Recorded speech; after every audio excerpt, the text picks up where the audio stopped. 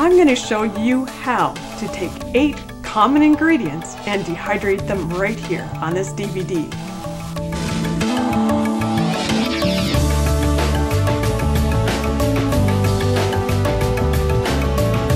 Hi, I'm Noreen Thomas, and today we're going to talk about dehydrating foods.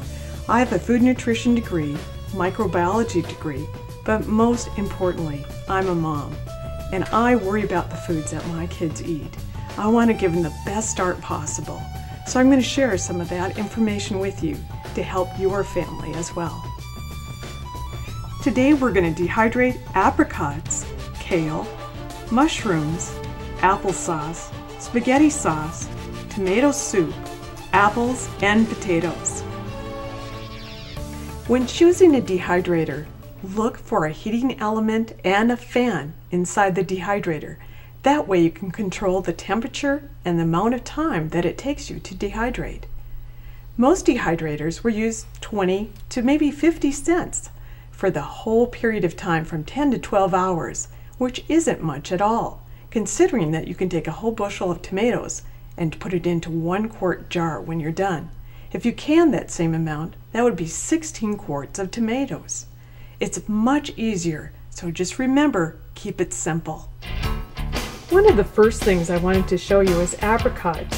Freshest is always best, but if we have canned apricots, especially the organic, they're very easy to do. What we're going to do is drain off the fluids or liquids from the can, and we're going to pour that out.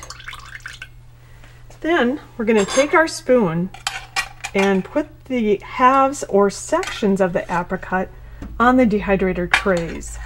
The only thing we have to be really careful about is making sure that they don't touch one another, separate pieces. We're going to put the whole can on the dehydrator tray. If we had a little bit of apples, we can also put those on here as well. It doesn't matter.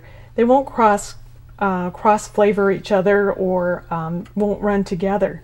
When they're done, the whole can of apricots goes into this little place right here. This is that same amount.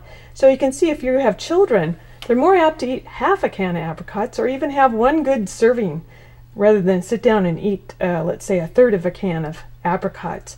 This is the end product. This is dehydrated apricots when they're finished. You can tell that they're still a little pliable, but they'll easily crack.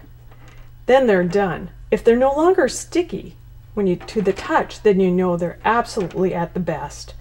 Once they're taken off the trays and dried, they might be a little warm from the trays.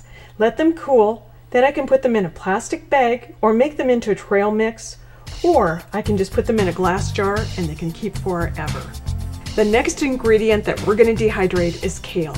Herbs and spices are really easy to dehydrate.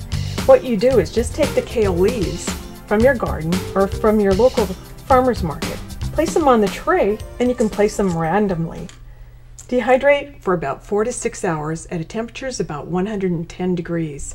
When it's done, the kale or even spinach will crack apart like a soda cracker. Then you know it's ready to go. Let it cool for a little bit before you put it in a plastic container or glass container. Once it's ready and has fully dehydrated, you can even make it into little sprinklings. You can add this in soup, salads, you can add it in casseroles, even egg noodles. It's terrific and a nutritional powerhouse. We know that kale is effective against things like breast cancer. There's some added ingredients that we haven't even discovered. So, kale by itself isn't very tasty, but if you add it to casseroles, soups, egg noodles, and dishes, it will be a powerhouse of nutrition that you're adding. Good for your family and good for you. Another really easy thing to dehydrate is mushrooms. Mushrooms, you can get them in your store, farmer's market, or if you know what you're doing, you can be a good forager of them. And they add so much flavor, especially to a stew, casserole, or if you're doing something like bison, cooking with that. It just adds another extra ingredient. The flavor is fabulous. On the dehydrator, you can just randomly place mushrooms.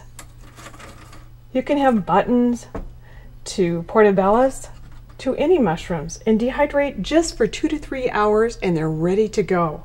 Once they're fully dehydrated, they will just break once apart, just like a soda cracker again.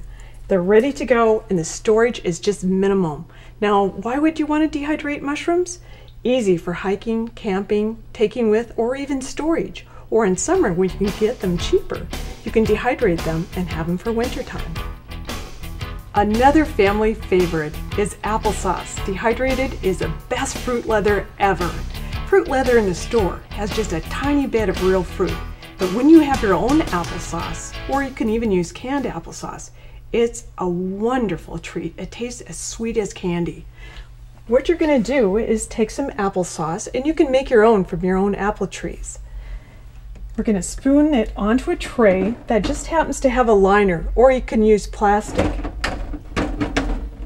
We're going to just pour the applesauce onto the tray, and you can have your little 3 or 4-year-old son or daughter help with this one. Very easy to do.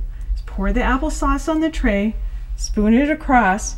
One of my favorite tips too is to take cinnamon and sprinkle that across the top of the applesauce, and it smells wonderful while you're doing this. You can put the lid on, leave it for about 25 to 35 hours or a day and a half, and it's ready to go.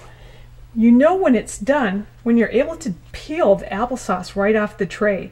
If it's not real shiny, this part is kind of shiny, you know it's not quite done.